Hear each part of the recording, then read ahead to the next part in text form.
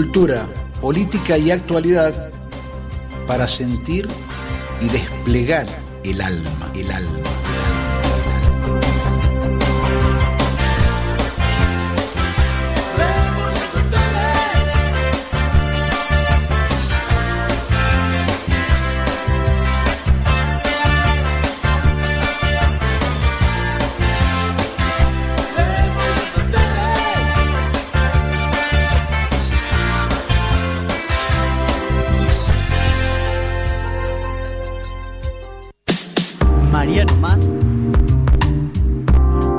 Hola queridos notables y amigos oyentes de Voces Disidentes, una nueva emisión de nuestro programa, hoy programa número 87 del 25 de agosto, otra vez desde la 92.5 aquí FM Signos desde Munro, Vicente López para todo el corredor norte.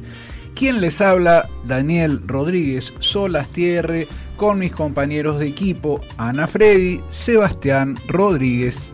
¿Qué tal? ¿Cómo están? Hola, buenas tardes a todos nuestros oyentes, Sebastián, Daniel y a nuestro operador que nos banca todas las semanas. Ese sí que es paciente, ¿eh? Juan Manuel, sí, tiene paciencia con nosotros, él se adapta. Ese sí que es paciente. Y nos tolera cada semana a todos los que hacemos Radio FM Signos.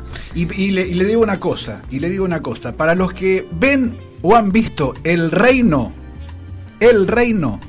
esa serie de Netflix, fíjense. ¿Con quién lo vas a comparar? Lo voy a comparar con mi amigo Juan Manuel. Fíjense si no tiene parecido a nuestro amigo Juan Manuel, el secretario de la fiscal.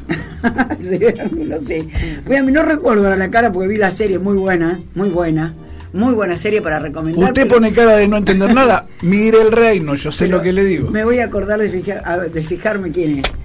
Bueno, como verán en toda la propaganda política que se está haciendo ahora en la tele, en todos los canales, es que, no es propaganda política, sino en realidad es un eslogan que dice la Argentina empieza a salir después de la pandemia, etcétera, etcétera. Bueno, hay muchas cosas que se tienen que recuperar después de la pandemia, porque muchos gremios y muchos rubros fueron bastante afectados, ¿no? Unos más que otros. Todo lo que es hotelería, vacaciones, turismo, fue gastronomía también, que la gastronomía ya un poco empezó a reactivarse, pero bueno, el turismo y la hotelería tuvo muchísima pérdida de ingresos. Totalmente, después de la pandemia. Uno de los programas que estuvo anunciando el gobierno nacional, creo que fue el sábado que se presentó desde Misiones, el presidente anunció nuevamente el plan previaje, que ya estaba puesto el año pasado, y que el año pasado se hizo también, creo que también fue por un año, y y este año se decidió volver a implementar este plan previaje, que ¿en qué consiste? Bueno, consiste en la preventa turística y que te reintegran el 50% del valor de tu viaje en créditos para viajar desde este año, desde noviembre del 2021 hasta todo el 2022 completo, disfrutando de todos los destinos que tienen que ver con Argentina. Bueno, para beneficiarte de esto tenés que entrar en la página de argentina.gov.ar, ser mayor de 18 años y y ahí tener cuito quil y vas a seguir los pasos que te indican. Yo creo que el turismo, como dice el ministro Matías Lamens, va a ser uno de los grandes actores para poder recuperar el empleo y para poder un poco recuperar también este gremio y este rubro que vino tan, como yo digo, vapuleado con la pandemia, ¿no? Así que esperemos que sea, las expectativas con esto son bastante grandes, porque es un programa que tiene muchas virtudes y que expande la demanda y moviliza a muchos, también a la gente que tenga ahorros privados, ¿no? Estaba pensando, ¿no? Quiero que continúes relatando y contando este tema, pero cuando se moviliza el turismo, aparte de lo que tiene que ver con hotelería, fíjense la cantidad de empleos que demanda en lo que es hotelería. Fíjense los rubros que tienen que ver con el transporte, con los combustibles, con los lugares de visita, caso los museos. Cuando uno va de viaje a algún lugar, visita museos, sí, va a los cines, va a teatros, todo, hace excursiones, gente que anima fiestas, gente que participa de una u otra manera para recibir al turismo de todo el mundo. O sea, como vos dijiste, muchísimos son los rubros que se mueven, así que es una muy buena medida. Es una buena noticia, es una buena medida, porque el turismo tiene que ser incentivado también, porque han sufrido muchos todos los que viven del turismo. Claro. Por ejemplo, vos vas al Bolsón y hay ferias que viven del turismo, San Martín de los Andes y al norte, Salta, Jujuy, viven todos del turismo en esta época, ¿no? Que empieza a movilizarse la gente. Y el año pasado, mira, fíjate, se movieron más de 600.000 personas con este plan previaje. Y bueno, de alguna manera beneficia a ambos, al que tiene algo que ofrecer en turismo y al que quiere viajar, y también su economía se ve un poco afectada, ¿no? Entonces 50% de devolución es también altamente beneficioso, ¿no? Y la gente que está en el tema de los micros, también. ¿Qué ocurre con eso? ¿Por qué? Pregunto, porque sé que siguen reclamando ciertas aperturas, el levantamiento de ciertas restricciones, y el gobierno parece que mira para otro lado. No, lo que pasa es que los micros tenían que tener un aforo como tienen todos para poder viajar. Entonces viajaban con los mismos gastos, con la cantidad menor de pasajeros. Bueno, a medida que pase la pandemia y a medida que todos estemos vacunados, o la mayor parte de la gente esté vacunada con 2 dosis, el aforo va siendo cada vez menor. Entonces, y bueno, esperemos que con esto, que también moviliza a la gente, también hay rubros que se van a ver, van a notar mejorías a partir de la movilización de toda esta gente que van por todo el país, ¿no? Muchos rubros, no solo la hotelería. Mira, se me ocurre otro, talleres de reparación de micros, de autos. Claro, porque si los micros no funcionan, obviamente no se mandan a arreglar. Esto parece muy obvio, pero muchísimos rubros, muchísima gente vive. Que el rebote de esta medida va hacia también a muchos rubros que tienen que ser complementarios del Exacto. turismo. Y una cosa muy importante, que es que aquellos a los que no se les permita trabajar o que no puedan estar funcionando normalmente, que el gobierno los asista económicamente como debe ser, ¿no? Porque no tienen la culpa, en definitiva. Digo yo por todos esos sectores que han quedado, a los que les ha faltado mayor asistencia y que no la han tenido. No se les permitía trabajar normalmente, pero tampoco recibían una asistencia de vida de acuerdo a la plata que estaban perdiendo. Bueno, eso pasó con la hotelería no recibió nada, ¿ves? Entonces, de alguna manera, esta medida los va a beneficiar enormemente. Yo creo que va a tener muy buena repercusión. Debería ser así, y las medidas del gobierno... Es lo virtuoso que tiene este programa, ¿no? Sí, las medidas del gobierno... Directa e indirectamente un montón de gente, perdón. Las medidas del gobierno deberían ir acompañando la baja de casos de coronavirus y por lo tanto la mayor apertura. Todo tiene que ver con todo, o sea, dentro de una semana, 10 días, por primera vez en un año y medio se va a empezar a permitir con un aforo del 30% que haya público en los estadios de fútbol en Argentina, cosa que ya se implementó en países de Europa. Es decir, de a poco deberemos ir volviendo, muy de a poco, con los cuidados pertinentes a una cierta normalidad. Y bueno, esto tiene que ver con la medida que comentaban de las 2 dosis, ¿no? De poder entrar en muchos lados con las 2 dosis. Y exacto. Eso, supongo que lo que vos decís debe tener que ver también con eso, ¿no? De abrir espectáculos donde puedas ingresar para mayor seguridad de los que están, que pueda ingresar gente que está vacunada. Sí, así como se abrieron los cines y los teatros con un aforo del 30 y el 50% hace algunas semanas, esta medida que comento de los estadios de fútbol se está hablando recién esta semana. Incluso hay un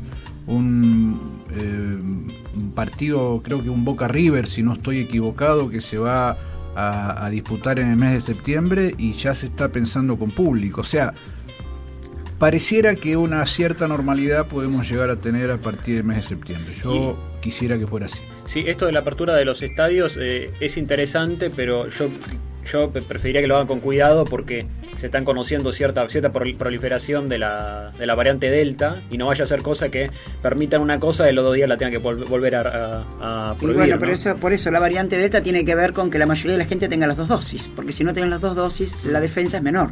Es mucho mayor con 2 dosis de vacuna. Y bueno, igual hay una gran cantidad de vacunados, ¿no? Con las 2 dosis ya. A ver, si hay algo que me parece que ha caracterizado a este gobierno respecto al tema de las vacunas, vamos a hablar solamente de eso, es la prudencia.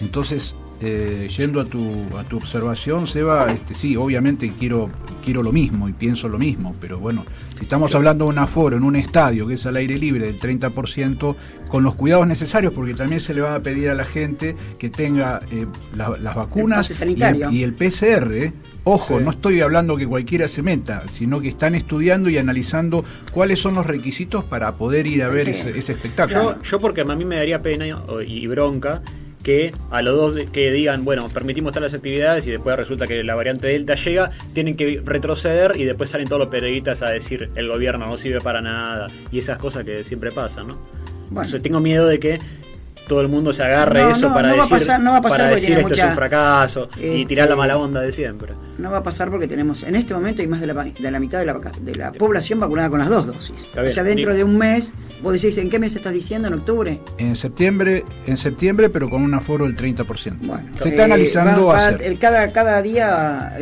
se vacunan algo más de 200.000 personas, o sea, es una barbaridad. Se está avanzando bastante rápidamente a nivel país. Así que bueno, veremos qué pasa. Simplemente yo quisiera diferenciar entre lo que es tomar una medida, ¿no? Si vas a tomar una medida, que no vuelvas para atrás. Y si no, esperáis al momento correcto para tomarla. Se entiende que no, la idea no es volver para atrás. Precisamente incluso lo que hablábamos recién de la vacuna Pfizer que llega para chicos de 12 a 18 años. Cuando dijiste vos... Cada uno tiene su posición. Yo digo, en algún momento el mundo va a tener que empezar a respirar cierta normalidad, aún con los riesgos del caso. Habrá que tener mucho cuidado, mucha prudencia, pero insisto, me parece que este gobierno se ha caracterizado incluso por excesiva prudencia. Por eso ha sido acusado muchas veces de privilegiar el tema de la salud y dejar morir la economía. Entonces a mí me parece que lo que tenemos que dar es una especie de mensaje de esperanza de que si se va a hacer bien. Yo pienso lo mismo que vos, Seba. Espero que no se tenga que volver para atrás, pero bueno, convengamos que para tomarse esas medidas se tomarán todos los requisitos del caso como para que no sea una mala medida. Eso es lo que creo que va a hacer el gobierno nacional.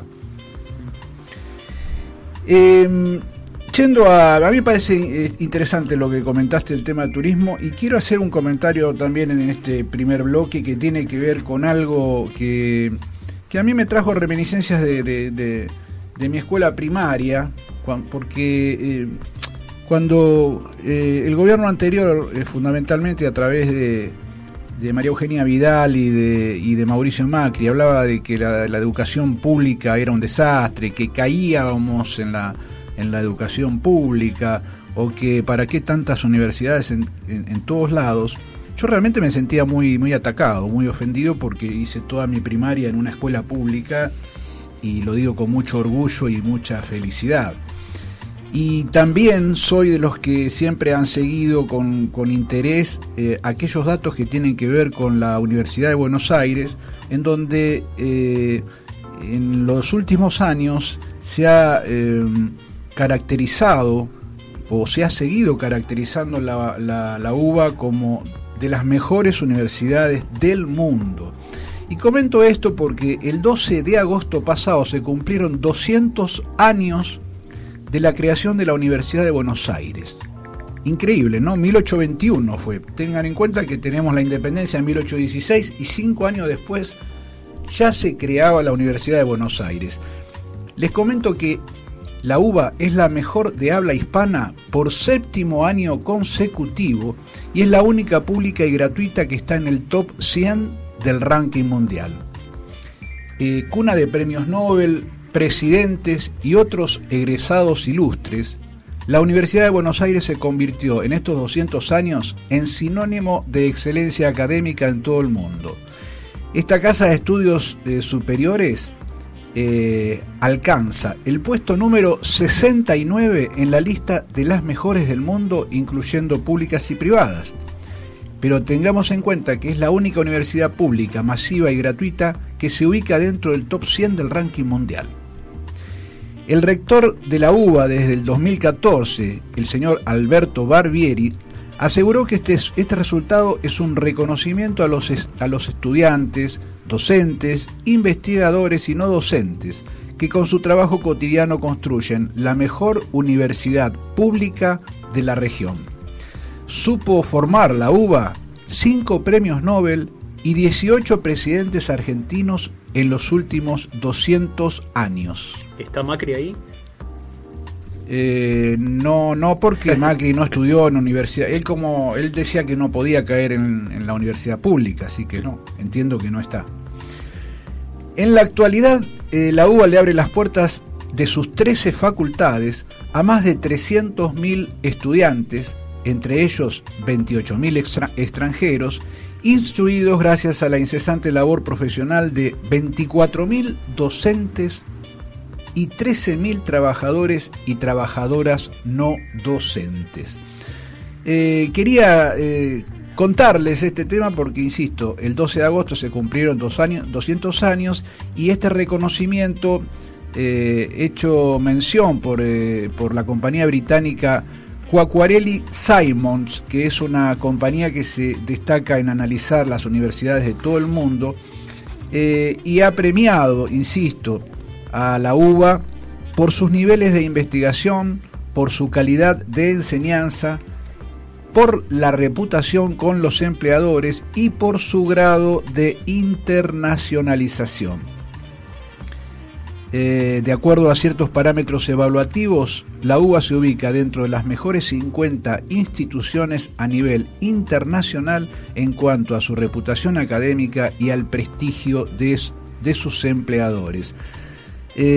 Ha pasado la UBA a ser una institución exclusiva para varones, mujeres y todo tipo de público, porque en su momento, al principio, solamente parecían que era para los varones acomodados. Sin embargo, en este momento, cualquier tipo de persona correspondiente a cualquier clase social de la Argentina e incluso extranjera puede matricularse en la UBA. Creo que ha demostrado ser un baluarte de la investigación y un verdadero orgullo del pensamiento nacional. Por eso quería destacar la UBA, 200 años, nuestras felicitaciones. ¿Sí, Ana? No, te iba a comentar que además de la UBA, que fue destacada, se destacaron 12 universidades nacionales como las mejores de Latinoamérica. Además de la UBA, fue mencionada como una de las 12 mejores universidades argentinas de Latinoamérica. Está la Universidad Nacional de La Plata, la Universidad Austral, bueno, también entre las privadas está la UCA, la Universidad Nacional de Córdoba, las voy a mencionar porque son poquitas, la Universidad Torcuato Di Tella, la Universidad Nacional de Rosario, la Nacional de San Andrés, la ITBA, de la UP, la Universidad Popular, la Universidad Nacional de Cuyo y la Universidad del Litoral. Todas argentinas, más allá de que algunas sean nacionales y otras, en el caso de la UCA, que sea privada. Todas es un orgullo que sean argentinas. Las mejores, 12 mejores de Latinoamérica. Además de la UBA, por supuesto, que está también, como vos decís, destacada entre las mejores, la octava mejor. Sí, a mí me parece que el reconocimiento a la UBA también tiene que ver con la cantidad de estudiantes latinoamericanos que vienen aquí a la Argentina, ¿no? A mí me parece que está fuera de toda duda esto, porque muchas veces desde la oposición se dice la precariedad de la universidad pública o de la enseñanza pública, nos quieren vender que solamente lo privado es lo que vale. La realidad es que la UBA ha demostrado ser algo realmente de excelencia, así que aquí tenemos un llamado, un oyente que habla al respecto. No entiendo bien el mensaje, si después me lo escriben mejor, con gusto lo vamos a poder leer en nuestro próximo bloque, ¿sí? ¿Podemos ir a un corte ahora? Vamos a nuestro primer corte y en el otro bloque vamos a hablar del tema del oyente. Mariano Mas, Industria Gráfica. Las últimas tecnologías para brindarte un servicio integral en libros, revistas, catálogos, folletería y encuadernación. Mariano Mas, Industria Gráfica. México 651, Capital Federal. 4331-5762 o 4331-5764.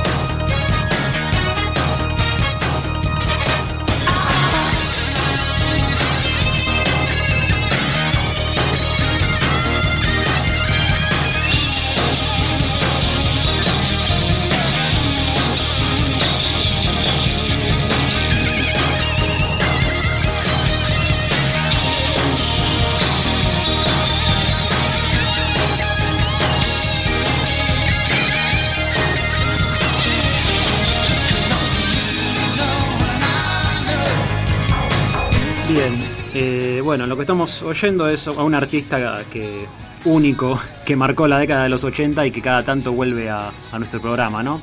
Se trata de Phil Collins haciendo un tema de mediados de los años 80, o sea, en pleno auge, su época probablemente más inspirada, de mayor éxito, etcétera.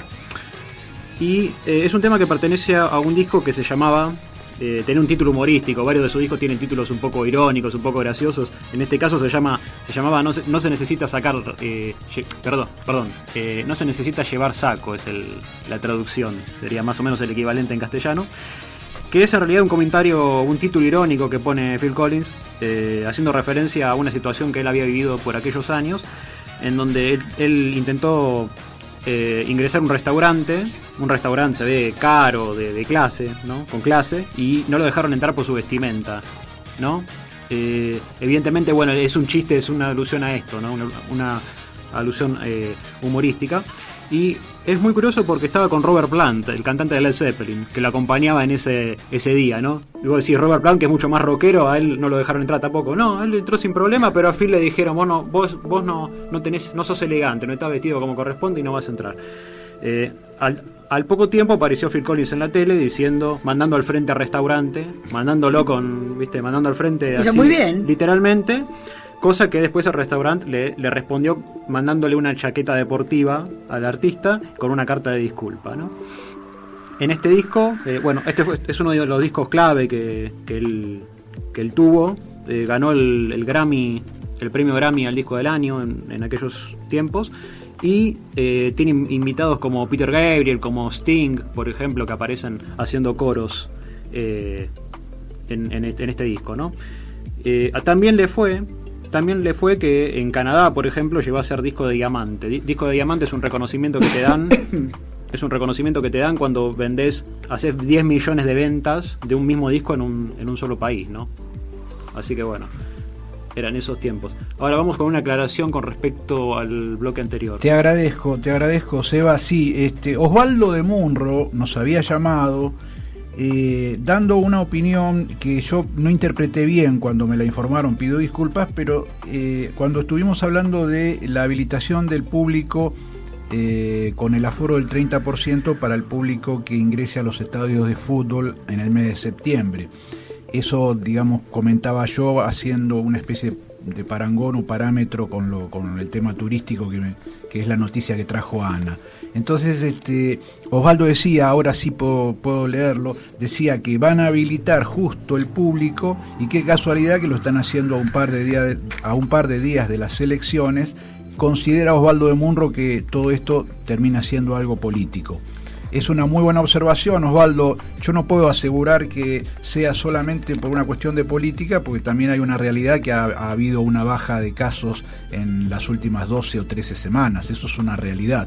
Pero sí, muchas veces, vamos a ser muy, muy francos y muy honestos, muchas veces los políticos de todos los partidos utilizan sus mejores armas, por así decir, o sus mejores noticias días antes de las elecciones. Así que seguramente algo de razón debes tener en tu observación. Te agradecemos enormemente la participación.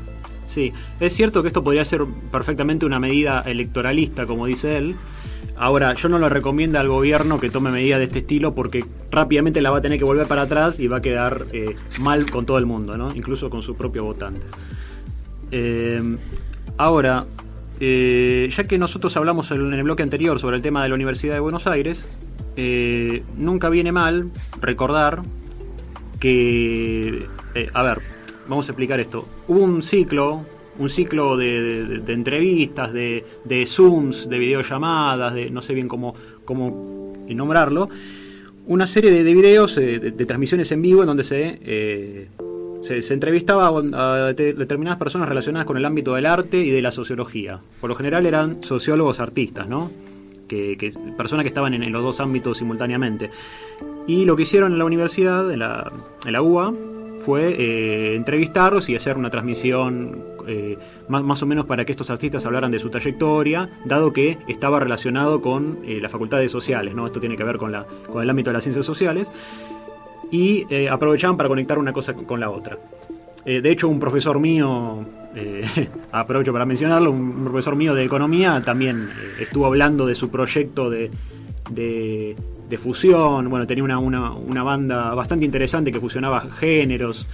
Y bueno, es un espacio, digamos, pensado para este tipo de cosas. El otro día, hace unas 2 semanas más o menos, le hicieron una entrevista a Willy Quiroga, que fue alguien muy conocido en los primeros tiempos de rock argentino y miembro de la banda Box Day, que ya varias veces la hemos mencionado. Si bien él no es sociólogo, bueno, digamos que hicieron una excepción en este caso porque, bueno, era un hombre que no querían perder la oportunidad de entrevistarlo, ¿no? Y aparte ya es una persona grande, si no le entrevistan ahora, yo no sé después si van a tener otra oportunidad porque ya es una persona de 80 años más o menos. Entre paréntesis aprovecho para recordar, ya que decimos 80 años, recordar, bueno, la lamentable despedida del baterista de los Rolling Stones, que también tenía esa edad, ¿no? Justamente también alrededor de unos 81, 80 años. Sí, 81. Un baterista más relacionado, originalmente relacionado con la música, con el ámbito del jazz y poco rockero en comparación con su compañero, pero bueno, no me quiero ir por las ramas, simplemente lo tengo que recordar. En otra oportunidad pondremos algún tema de su banda de jazz, quizás pongamos algún tema de él, porque es poco conocida sí, está bueno esa faceta del tipo menos rockero de los Rolling, quizás, no comparado con los otros, pero bueno. Ahora volviendo a lo que tenemos que hablar. Muchos de estos pioneros, ya sea del rock argentino o del rock internacional, como en el caso de los Rolling, son personas ya grandes, ¿no? Entonces muchos se apuran a entrevistarlo porque dicen, bueno, no sé hasta cuándo tengamos la oportunidad después. Bueno, Willy Quiroga habla de un par de cosas. Dice, por ejemplo, que él tiene un programa de radio sobre música que se llama Box Rock, una cosa así es, ¿no? Que lo hace los lunes. Bueno, él habla de que hace distintas cosas que por ahí la gente tanto no lo sabe, ¿no? Habla, por ejemplo, de cómo era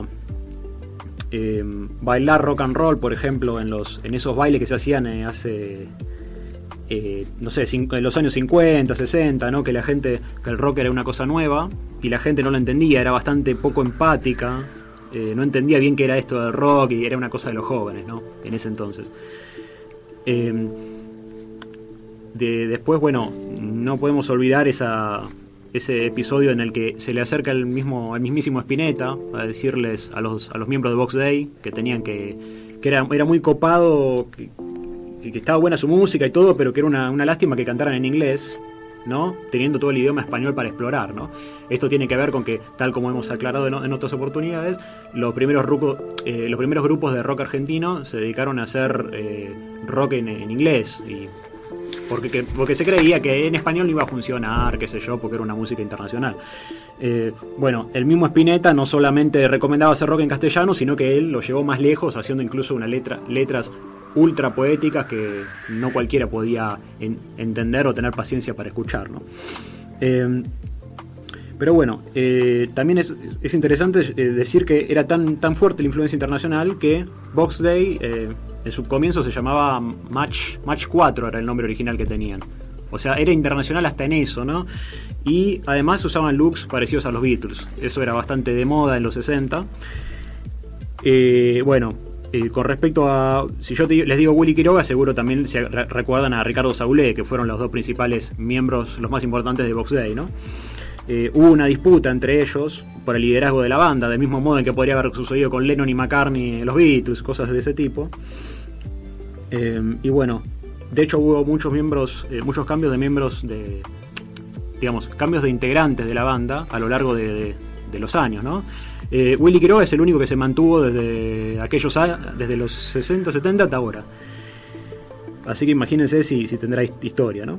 Esta banda muchos la consideran una banda la más longeva, la que más años tiene desde que se formó en los 60 hasta ahora, ¿no? De las bandas de rock nacional no hay ninguna banda que haya estado más tiempo reunida que Box Day, acá en Argentina. Por lo menos eso es lo que dicen los datos. Después, bueno, recordemos también que era bastante heavy para la época, hacía un rock que era bastante pesado para ese entonces. Y bueno, tienen ese famoso disco llamado La Biblia, donde homenajean a este libro sagrado, ¿no? Y toda la lógica religiosa y demás, cosa que a algunos no les causó mucha gracia porque decían, ¿cómo se atreven estos hippies de pelo largo y con la ropa rota y vieja a hacer un disco sobre una cuestión sagrada, ¿no? Pero bueno, otra parte de los conservadores les gustó porque dijo, bueno, así los jóvenes van a volver a Dios, digamos. Porque se veía el rock como una cosa negativa y bueno. Dice, por ejemplo, dice, en ese momento nos pegaron a todos por hacer el disco de La Biblia, antes de haber escuchado los temas, ¿viste? Ya la gente que era muy conservadora no le permitía ni escuchaba la música y ya los descartaba, ¿no? Me voy a apurar un poco porque tengo varios datos acá que quiero ir mencionando. Él habla del Barrock, ¿no? El festival Barrock, que nosotros hablamos, ya lo mencionamos en otras oportunidades, y dice, fue muy llamativo porque en toda esa época, los 60 por ejemplo, te detenían y te reprimían por llevar el pelo largo, o por cualquier cosa que fuera sospechosa, simplemente por ser rockero. Y resulta que de repente en el festival Barrock se reunieron un montón de grupos nacionales, musicales, de rock de esa época, y de repente los tipos eran ídolos frente a miles de personas. Pasaron de ser delincuentes a ser ídolos de una generación, ¿no? Y se queja Willy Quiroga diciendo, en vez de buscar perseguir delincuentes, pierdan el tiempo con nosotros, dice. Nosotros no estamos poniendo bomba ni estamos con el narcotráfico, aclara, ¿no? De hecho, muchos recuerdan que Lito Nevia, gran pionero del rock argentino, decía también que estar detenido, estar en la comisaría era parte del trabajo del músico. Todos los días tocabas y te llevaban detenido, era parte de tu trabajo directamente que te llevara la policía, era una actividad más. Volviendo a Willy, él critica bastante el documental Rompan Todo, ¿no? Que salió hace un año más o menos, porque incluye mucha música, muchos artistas que no son de rock, y aparte se olvida de nombrar bandas importantes modernas como podría ser Rata Blanca, por ejemplo. Da el ejemplo de Rata Blanca diciendo ¿cómo no mencionan, qué sé yo, grupos como ese, por ejemplo? Y elogió mucho a lo que fue el documental y concierto Beat Baires. El Beat Baires se hizo ahora hace un par de meses, se transmitió por YouTube, muy interesante, recordando las viejas canciones de rock nacional y mezclando generaciones, ¿no? Trayendo, qué sé yo, gente pionera de rock nacional y mezclando eso con artistas más modernos, como por ejemplo el cantante de Los Pericos, el cantante de Catupecu Machu, o sea, mezclando las generaciones, ¿no? Y un resultado bastante interesante. Él dice, por ejemplo, Willy cuenta lo siguiente también, en pandemia, él se puso a estudiar, se puso a aprovechar el tiempo al máximo, ¿no? Se metió en un grupo, dice, que se llamaba Músicos en Pandemia, y se puso también a intercambiar, a juntarse virtualmente con otros músicos, ¿no? Después cuenta otras curiosidades, por ejemplo, que en una oportunidad él conoció al socio, el que era socio de Jimi Hendrix, él cuenta eso, por ejemplo, y que le llevaron la Biblia para que escuche el disco La Biblia. Y dijeron, sí, está bueno, pero hay que grabarlo todo de nuevo porque está mal grabado, qué sé yo. Y ellos dijeron, no, ya fue, no lo vamos a grabar. Y se perdieron una oportunidad de oro, ¿no? Cosa que él medio que se arrepiente hoy en día. También elogia la versión que hizo Soda Stereo del tema Génesis. Génesis es un tema que hace Box Day, que es genial, y que Soda Stereo hace una versión en el MTV Unplugged. Hace una versión muy buena, ¿no? Y dice, bueno, está re bueno porque nos empezaron a llamar de toda Latinoamérica, ahora nos hicimos más conocidos gracias a Soda Stereo, y le agradece a Cerati de buena manera eso, ¿no?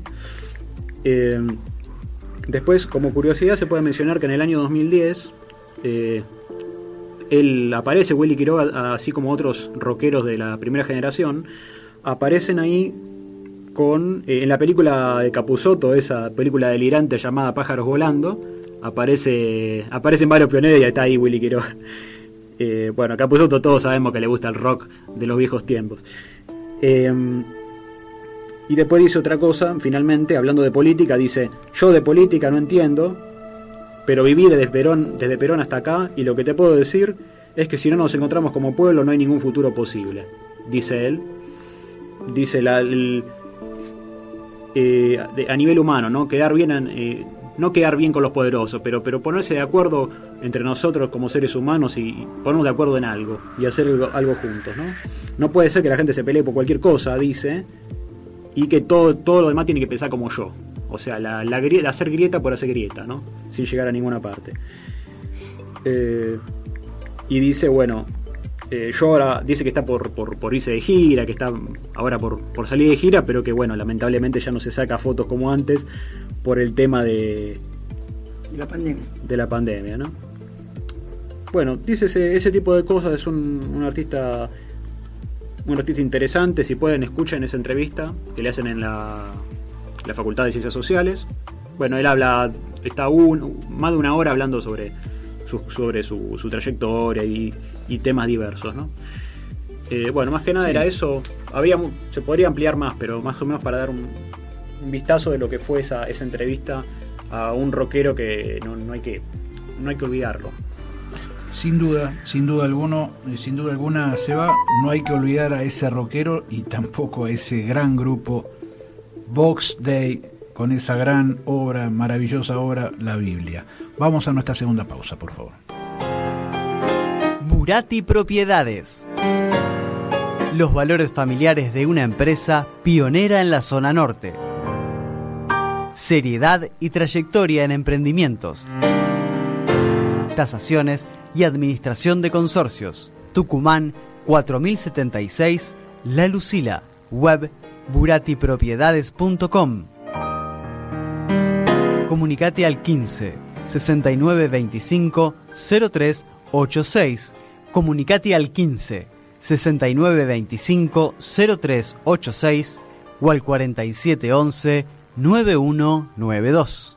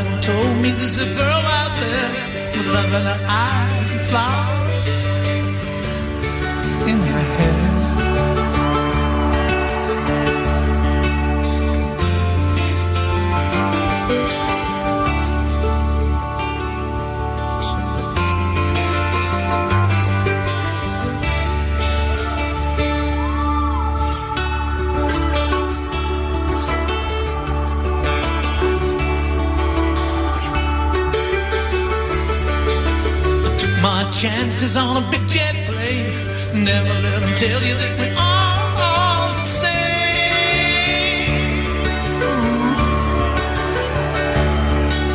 The sea was red and the sky was gray. I wonder how tomorrow could ever follow today.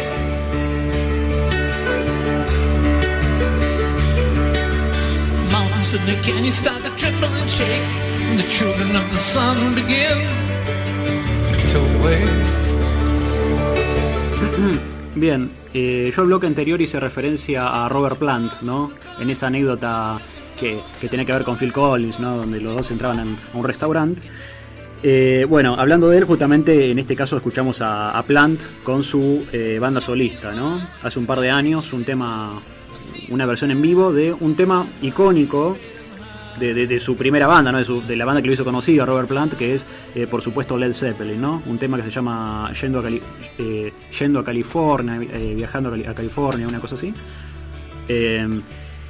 Y bueno, si alguien no escuchó a Led Zeppelin, tiene que escucharlo sin duda, porque fue una banda fundamental para el rock a nivel general, ¿no? En rock de todas las épocas y de todos los países. Fue muy influyente, una de las principales bandas rockeras de los 70 y una guía, una referencia para las posteriores bandas de rock pesado y heavy metal, ¿no? De hecho, un grupo como los Guns N' Roses, por ejemplo, difícilmente podría haber existido sin existencia previa de Led Zeppelin, ¿no?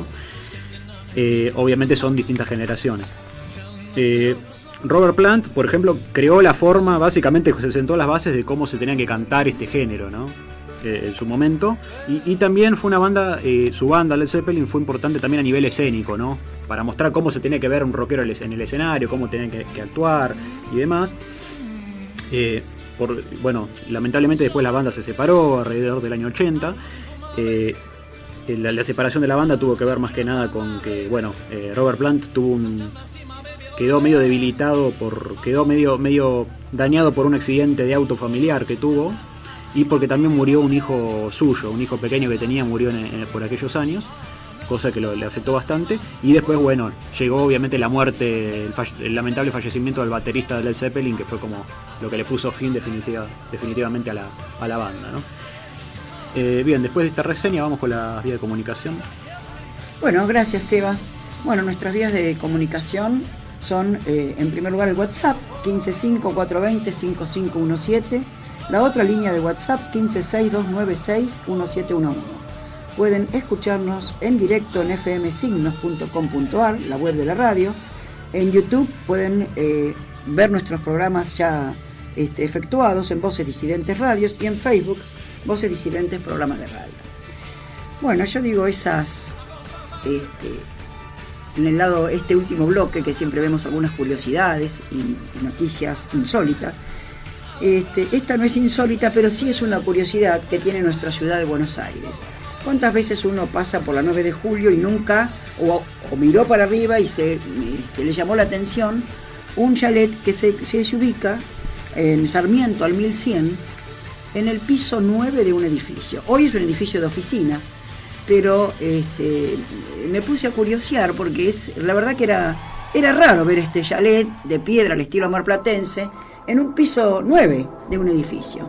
Y curiosamente, ayer o antes de ayer leí una noticia que era referida a este chalet, y dice que, bueno, el mito y un arquitecto profesor de la Universidad de Arquitectura contaba justamente en una nota que esto tiene que ver con que fue ideado en el año 1937 por Rafael Díaz. Rafael Díaz era un español que vino a instalarse acá a la Argentina y él vendía muebles, y se le ocurrió en ese momento empezar a construir, yo diría que casi un emporio en esa época, un emporio del mueble, 9 pisos de mueblería con distintos rubros que vendía seguramente a la alta aristocracia de Buenos Aires, ¿no? De la Buenos Aires del porteño. Y en el piso 9, como este señor Vivian Banfield, en el último piso de su edificio, construyó este chalet que tiene nada más y nada menos que 200 metros cuadrados, al estilo de piedra marplatense, y fue construido, fíjese curiosamente, vio nacer el obelisco, porque se construyó el obelisco desde 1936, así que ya este chalet estaba antes. También vio ensancharse la 9 de julio, unos años después, que al ensancharse la 9 de julio todavía quedó mejor posicionado. No solo el edificio para de la vista, mueblería, digamos, sino además a la vista, mejor posicionado la vista de la mueblería y del chalet. Perdóneme la ignorancia de mi pregunta, a ver si entiendo bien. Es un edificio que en el último piso, arriba de todo, en vez de terminar como un edificio común, en vez de terminar en la terraza, digamos, construyó su casa. Ah, está bien. Construyó esta casa donde él no vivía permanentemente, sino que como él vivía en Banfield, ahí solía dormir la siesta, y hacía algunas tareas. Después, cuando ensancharon la 9 de julio, fíjense que vivo español inmigrante, fue uno de los, yo diría que fue uno de los impulsores de la publicidad en altura, ¿no? Porque arriba de todo de ese chalet puso un cartel publicitario de su mueblería. Cuando vio que se veía mejor por el ensanchamiento del 9 de julio, puso un cartel publicitario brillante. Claro, con propaganda y distintas promociones que hacía de su mueblería, en su mueblería. Y además también puso una radio local, que lanzaba justamente, lo que hacía era publicidades continuas de su local. Hoy, tantos años después, creo que hace ya unos cuantos años, en el 2014 fue considerado este chalet patrimonio cultural, por lo cual no puede ni tocarse ni venderse, y por eso la gente se preguntaba por qué está vacío. Bueno, la familia no quiso ni alquilarlo ni venderlo, y fue en el 2014 considerado justamente patrimonio cultural por los antecedentes que tiene, ¿no? Y hoy la famosa mueblería del señor Díaz es un edificio de oficinas, pero arriba sigue teniendo hermoso chalet. Miren qué curioso, ¿no? Porque cuántas veces uno pasa apurado y no lo ve. Una linda curiosidad se trajo hoy. Algunos llamados de oyentes que felicitan por los temas que se eligieron, los temas musicales que se eligieron, y consideran también qué rockero estuvo el día de hoy en nuestro programa. Nos felicitan por eso.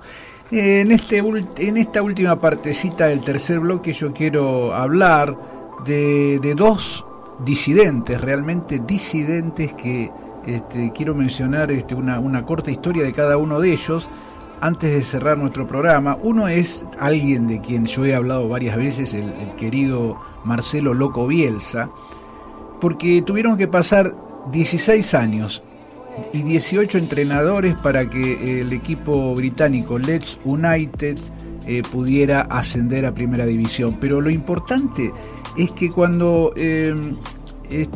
lo entrevistaron para ver si podía llegar a ser el entrenador del equipo, Bielsa ya se sabía las formaciones de cada uno de los equipos de la segunda división y su distribución táctica. Y lo llamativo que hizo en su primer entrenamiento es consultar con sus ayudantes cuánto costaba la entrada para ver los partidos de su equipo, del equipo Leeds. Y decía cuánto debía trabajar, por lo tanto, un simpatizante del Leeds para poder pagar esa entrada. ¿Saben lo que hizo? Bielsa hizo que sus jugadores recogieran la basura y todos los residuos de alrededor del centro de entrenamiento durante 3 horas, para que sus jugadores supieran todo el esfuerzo que los hinchas invertían en el equipo para ir a ver un partido. Si no hay un disidente como Bielsa, díganme otro. Y otra disidente, ya nos estamos yendo. Un tipo que llama la atención incluso a aquellos que no saben nada de fútbol. Tal cual. Por ejemplo, yo. Tal cual. Y otra realmente disidente es la atleta Ana Peleteiro, ganadora de la medalla de bronce en triple salto, que es el 7º premio que logró España en los Juegos Olímpicos recientes, ¿sí? ¿Por qué es disidente? Porque un compañero de ella, el gimnasta Ray Zapata, dijo que era raro que 2 atletas españoles ganen medallas siendo de color. ¿Y qué dijo Ana Peleteiro? Nosotros no somos de color, somos negros. De color son ellos, que son los que cambian más de color que el sol, refiriéndose a la raza blanca. A mucha gente, y con esto cierro, a mucha gente le molestará que los 2 medallistas de España fuéramos negros, dijo Ana Peleteiro, pero es la evidencia más maravillosa de un importante cambio. Es la evidencia que la mezcla de las razas es súper buena, de que la mezcla enriquece a un país. No hay nada más bonito que mezclar 2 cosas buenas. Joder. Terminó diciendo Peleteiro. Ya nos estamos yendo. ¿Tu frasecita de hoy, Ana, bueno, hay alguna? Mi frase de hoy es, fíjese qué interesante, ¿no? Dice, nunca olvides que los años que tienes en realidad son los años que ya no tienes. Los únicos que tienes son los años que te faltan por vivir. Por eso, disfrútalos. Será hasta la próxima semana y recuerden, disfruten los años que tienen, que les faltan por vivir. Hasta el próximo miércoles. Gracias a todos y buena semana. Buenas noches, Argentina, en donde quiera que estés.